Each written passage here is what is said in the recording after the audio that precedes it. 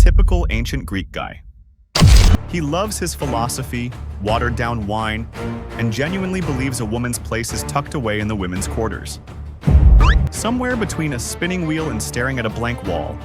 And then, on the very edges of the known world, they appear. Women who didn't just step out for groceries, but who ride horses, shoot bows like absolute masters, and, worst of all for our Greek guy, do it way better than he does. For the ancient world, this wasn't just culture shock. It was an existential crisis on the level of the universe is broken. Herodotus, the father of history and part-time ancient storyteller, enthusiastically described them as androctones, killers of men. But let's be honest. Back then, anyone who didn't speak Greek and wear a tunic automatically became a barbarian or a monster. The Amazons became the ultimate outsider. In Athenian propaganda, they morphed into a symbol of chaos that civilized guys like Hercules, Theseus, and Achilles were obligated to tame. It was an ancient way of telling their fellow citizens, if we don't keep our wives in check, they'll ride off into the steppes and start shooting at us. But behind the facade of myths hid a reality much wilder than any Hollywood blockbuster. The Greeks didn't just invent these female warriors out of thin air. They ran into nomadic tribes where survival meant everyone had to know how to stay in the saddle. And while a Greek matron was stuck inside four walls, her counterpart out in the Black Sea steppes was picking out a new tattoo and testing the tension of her bowstring. This clash of civilizations birthed a myth that fed artists for centuries. Just look at ancient vases. Scenes of Amazon battles were more popular back then than cat videos on the internet today. At first, these warriors were painted in short tunics, but later, they were dressed in Scythian trousers, which for a Greek was the absolute height of indecency. But if this is all just a fairy tale, why are we finding their traces all across Eurasia? Were they a tribe of separatist feminists? Or was it all just the harsh necessity of nomadic life? To figure that out, we have to leave the comfort of Athens and head out to where the wind smells like sagebrush. Out to where the earth guards the gold and the bones of the very people the Greeks were so terrified to call their equals. Modern science finally grabbed a shovel and a DNA sequencer. Researchers set out to find just how much truth was in Herodotus's tall tales, and why the Hellenes buried real history under layers of mythology, turning living women into convenient epic villains. The results would have made even the most biased ancient author blush. What were these nomadic burial mounds, assumed for centuries to be exclusively male, actually hiding? For a long time, the scientific community just condescendingly patted Herodotus on the back, as if to say, great fairy tale about warrior women, old man. But we are serious people. Archaeology in the 19th and early 20th centuries operated on ironclad male-centric logic. Found a skeleton in a mound with a sword, an axe, and arrows? Congratulations, it's a valiant warrior. A man, naturally. Are there beads lying next to him? Well, the guy just liked to accessorize. No one even bothered to check the pelvic bones. The darkness. That all changed in the 90s. On the border of Russia and Kazakhstan, in Pokrovka, archaeologist Janine Davis Kimball began excavating Sauromatian burial sites. And that is when science had a major cognitive dissonance moment. It turned out that a third of the female graves contained the full arsenal of a steppe special ops unit. And these weren't just ritual trinkets.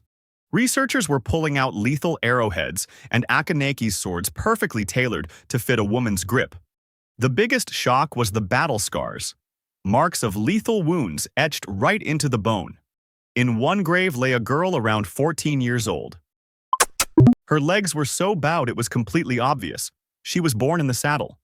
Instead of dolls, she was buried with a combat dagger and a quiver full of arrows. DNA testing shattered the last of the doubts. These were definitely women. And they were buried as the absolute elite. The Sauromatians and their descendants, the Sarmatians, lived by a strict code of equal opportunity. Not because they had progressive views, but because of their brutal reality. When the men rode off to raid or hunt, the camp was left entirely defenseless. And out on the steppe, there was never a shortage of people eager to freely borrow someone else's livestock. Under those conditions, a woman with a bow wasn't an exotic novelty. She was the tribe's basic life insurance policy. The ancient historian wasn't lying. He wrote that the Sauromatians came from a union between Scythians and Amazons, and that their wives rode horseback, fought in wars, and wore the exact same clothes as the men. 2.5 millennia later, every single word was verified by shovels and microscopes. Except for one little detail. There was no mythological race of super. They were just nomadic women whose lifestyle clashed so hard with Greek standards that they had to be turned into a myth.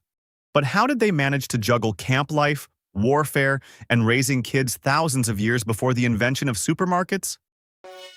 Why did they need those bizarre trousers that made ancient aesthetes practically faint? The answer hides in the gritty details of their daily routine. We are going to see how these real-life warriors invented the fashion that dominates the world today, and why their arsenal was considered the absolute peak of engineering. But first, we need to answer the most gruesome question of all. Did the Amazons really mutilate themselves just to shoot a bow? Or is that just another ancient male myth? Let's immediately blow the most popular myth to pieces. The story goes that Amazons would burn off their right breast so it wouldn't get in the way of firing a bow. The Greeks even translated the word Amazos to mean breastless. Guys, this is total nonsense. Anyone who has ever held a recurve bow will tell you, human anatomy does not get in the way of shooting. But an amputation out on the open steppe without antibiotics? That is a guaranteed one-way ticket to the afterlife via sepsis. On Scythian gold jewelry, we clearly see warrior women with both breasts intact, handling their weapons flawlessly. The real secret to their combat power wasn't self-mutilation. It was cutting-edge technology. These girls of the steppe were actually some of the very first people in history to wear pants. Try galloping 50 kilometers on horseback wearing a skirt, and you will quickly realize that trousers are the greatest invention in human history. The Hellenes, strutting around in their elegant tunic dresses, looked at this with primal horror. To the enlightened Greeks, pants were somehow seen as a sign of savage barbarism and effeminacy at the same time. What an incredible irony! Aside from pants, they had the Scythian bow. Compact, incredibly powerful, and devilishly hard to make. A girl on a horse with a weapon like that is the absolute equivalent of a modern sniper in an armored vehicle. She could easily pick off enemies from a safe distance, completely avoiding close-quarters combat where male muscle mass gives an undeniable advantage. And these ladies did not live boring lives. Archaeologists constantly find tattoo kits in their graves, along with traces of cannabis and smoking gear. Life on the steppe was harsh, short, but incredibly intense. According to Herodotus, a girl simply didn't have the right to get married until she had killed at least one enemy. This wasn't some bloodthirsty cult. It was a strict competency test. If you couldn't defend yourself, you definitely couldn't defend your future family. Just don't go thinking this was some perfect feminist paradise. It was a brutal society built on harsh economic necessity. Men and women worked the land together, fought together, and died together. Among the Sarmatians, women frequently held the highest ranks, becoming priestesses and chieftains. They were respected not for a pretty smile, but for sheer ruthless efficiency. But time marched on. The nomads started settling down, patriarchy slowly took over, and the real image of the fearsome female warrior began to fade, turning into a beautiful fairy tale for ancient tourists. But why did this myth survive so fiercely? Why is it that, 2,000 years later, when Spanish conquistadors sailed to South America, the very first thing they did was start hunting for Amazons? And that brings us to the weirdest part of this story. How did real nomadic women from the Black Sea steppes manage to conquer an entire continent on the other side of the globe, transforming into a global brand that still sells millions of movie tickets today? The Amazon myth proved to be far more resilient than any ancient empire. During the Age of Discovery, Spanish conquistador Francisco de Orellana was hacking his way through the humid jungles of South America. While there, he managed to get into a firefight with local tribes. Seeing fierce, long-haired indigenous warriors charging at him in grass skirts, the Spaniard didn't bother analyzing the nuances of local fashion. His brain, raised on ancient fairy tales, instantly downloaded the perfect explanation. He decided he had just encountered the legendary warrior women themselves and named the massive river the Amazon. And just like that, an ancient steppe brand got permanently relocated to the tropical rainforest. Time passed, and by the 18th century, these women had evolved into a convenient symbol for the fight for equal rights. Today, we have Wonder Woman, Xena, and a massive pop culture machine that pumps out comic books at the speed of light. But here is the ultimate irony. The fictional Hollywood heroines actually look a lot less intimidating than the real women buried in those Scythian mounds. Filmmakers stubbornly dress them up in highly impractical leather bathing suits. In reality, these hardcore steppe fashionistas wore thick felt trousers, heavy scale armor, and rocked full sleeves of tattoos from their shoulders all the way down to their wrists. The true story of these warriors isn't actually about female exceptionalism. It is a brutal, honest story about human adaptability. Gender roles turn out to be incredibly flexible when a heavily armed mob of neighbors comes galloping toward your tent.